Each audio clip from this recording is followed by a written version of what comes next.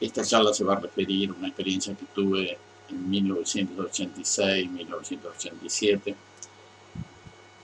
en Nicaragua, que en esa época estaba gobernada por el Frente Sandinista de Liberación Nacional y que había entrado en un proceso de nacionalización de las minas de oro, que es una de las producciones importantes de Nicaragua de tiempos históricos.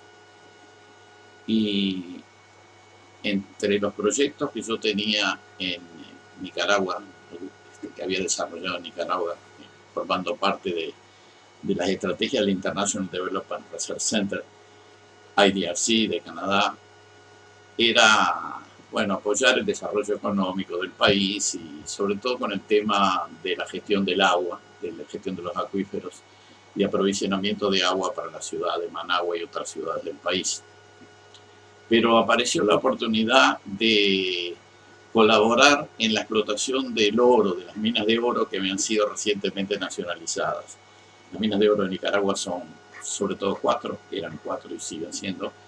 Las principales están en la cordillera chontaleña, que se llama también Amarrique, la cordillera de Amarrique.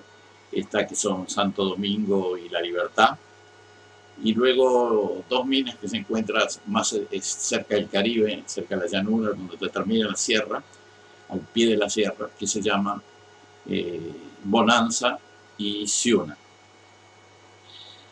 La idea principal provino de un colega, geólogo que trabajaba conmigo, que sugirió la posibilidad de que una empresa que se dedicaba a la explotación de pisos de minas, de pisos de molinos, de molienda de piedra, que generalmente están enriquecidos en oro porque el oro cae durante la molienda y se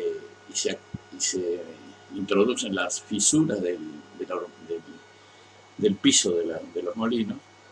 Entonces se supone que los pisos de los molinos, que han operado bastante tiempo, contienen partículas de oro en su interior y se pueden aprovechar como si fuera una roca rica en oro. Había un empresario de Quebec, de Canadá, que tenía interés y estaba desarrollando esa técnica. Y entonces yo tuve la oportunidad de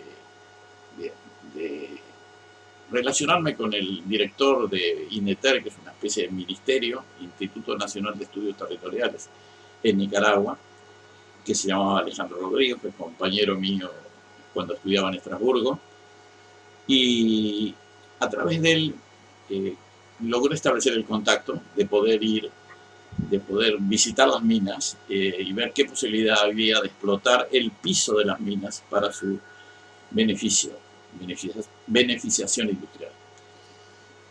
Viajamos a Nicaragua con este señor, empresario de Quebec, y visitamos las minas, La Libertad, Santo Domingo, y luego fuimos a Bonanza y Ciuna, a las cuales había que llegar por avión, y conseguimos una avioneta para ir a esas minas. Hay que recordar que en esa época estaba en pleno conflicto la guerra entre los contras, apoyados por Estados Unidos, que venían desde Honduras, y el ejército sandinista. La guerra ocurría en las montañas y también en la llanura. O sea que tuvimos que volar por una avioneta muy, muy precaria, atravesando la sierra de Chontales, y llegamos a Bonanza, que no tenía aeropuerto, era un campo de aterrizaje prácticamente de pasto. Y ahí llegamos y bueno, hacía unos días que había habido una batalla entre los contras y el ejército, y los edificios estaban agujereados de las bombas y el lugar no era muy seguro en apariencia. Había problemas, obviamente, de electricidad, no era muy seguro. Tuvimos que dormir mirando el cielo a través de los agujeros del techo. Allí en Bonanza, una población de unos pocos, 2.000 a 3.000 habitantes, es donde estaba una de las minas más importantes. Y los contras atacaron y finalmente el ejército sandinista envió su fuerza desde Puerto Cabezas, que queda a unos 200 kilómetros, y finalmente lo desalojaron. Pero los contras estaban ahí y el ejército sandinista también andaba en la vuelta, o sea, el lugar tenía cierto peligro. Sí.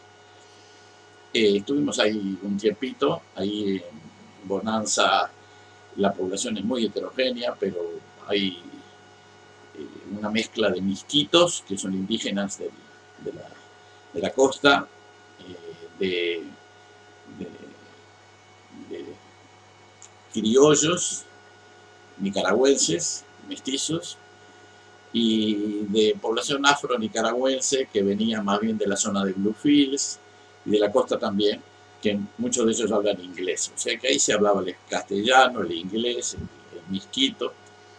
Era un lugar bastante heterogéneo.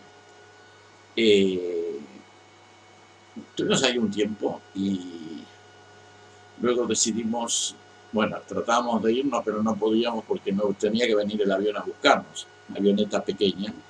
Y ahí estuvimos ahí 10, 15 días y no venía nadie y había un cierto peligro porque en cualquier momento podía venir nuevos ataques porque la situación en la zona estaba bastante violenta debido a la presencia de bandas de contrarrevolucionarios financiados por Estados Unidos, cosa que después se supo exactamente cómo era. Y bueno, y finalmente un día apareció la avioneta y subimos a la avioneta y emprendimos el regreso a la ciudad de Managua, que es la capital de Nicaragua, que era de donde veníamos, ¿no? Fue muy interesante el viaje, incluso bastante emocionante, porque más o menos a mitad de vuelo se quedó sin nafta, sin gasolina, la avioneta, y entonces empezó a caer, pues se apagó un motor. Como tenía 2 tanques, hubo que reconectar otro tanque y otra vez se reinició el motor. Después uno de los motores se apagó, quedó con un motor. Eran las subidas y las bajadas con motores que se apagaban. Y la situación era bastante peligrosa. Y estábamos muy cerca de tierra, en una montaña. Y bueno, y por suerte mi compañero de viaje, el empresario de Quebec, era piloto además, así que tomó los mandos del avión y ayudó al piloto a enfocar el viaje y poder regresar satisfactoriamente a Managua. Luego él me decía, estuvimos a punto de estrellarnos, la situación fue muy peligrosa, pero finalmente logramos sobrevivir. Luego este proyecto continuó, se vinieron gente de Quebec y de Canadá y recogieron los pisos de las minas, en particular Bonanza, Ciuna, La Libertad y Santo Domingo, y se lo llevaron en barriles, en recipientes, y acompañando a los recipientes iba un técnico nicaragüense que estuvo vigilando todo el proceso, y finalmente se procesó las minas, se sacó el oro correspondiente, se les pagó el porcentaje que se había acordado al gobierno de Nicaragua, y bueno, y esa es un poco la historia, ¿no? Es una historia compleja porque los nicaragüenses, el Frente Sandinista nacionalizó las minas de oro y puso gente sin mucha experiencia para manejarlas. Las minas de oro son complejas, hay que tener, son intereses muy importantes, requiere especialización y experiencia en el tema, particularmente el tema de la minería y los intereses económicos muy fuertes que hay ahí. Al poner gente con poca experiencia en las minas, no pudieron funcionar largo tiempo y hubo que cerrarlas. Y después, mucho tiempo después, yo fui de nuevo a la cordillera de Amerrique, o también llamada Chontaleña, y ahí encontré que las empresas mineras principales ya no estaban más funcionando como tales, sino que había pequeños mineros distribuidos en toda la zona, recogiendo la piedra que tenía el filón de oro y llevándola a a quienes la molían, ¿no? A los molinos, donde le pagaban una cantidad. Eso fue algunos años después. En particular fue aproximadamente en el 1999 o 98-99. Y ahí tuve la oportunidad de ver en las minas qué es lo que había pasado en ese tiempo, ¿no? Recuerdo que, yendo un poco para atrás, pensar que esa cordillera, la llamada Chontaleña, donde estaba, cuya principal ciudad se llama Juigalpa, es una cordillera tradicionalmente productora de oro desde tiempos anteriores a la colonización.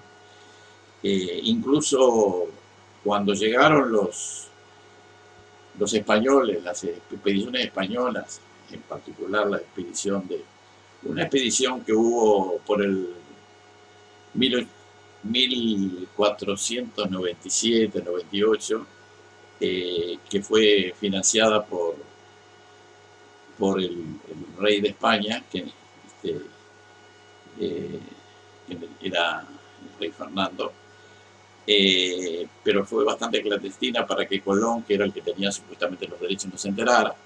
Y en esa expedición se descubrió la costa de Nicaragua, donde los nativos tenían adornos de oro, ornamentos de oro, y los españoles preguntaron de dónde venía el oro, y todos los nativos le decían de Amerrique, y señalaban a la montaña. Amerrique era entonces sinónimo de una tierra donde se producía oro. Esa palabra quedó, y los marineros que iban en la expedición, esa expedición incluía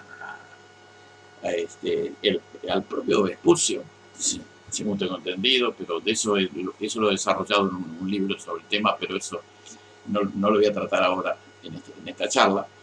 Pero los marinos los tripulantes llevaron la idea de que había una tierra donde había mucho oro, que se llamaba Amerrique, y al llegar a Sevilla, ese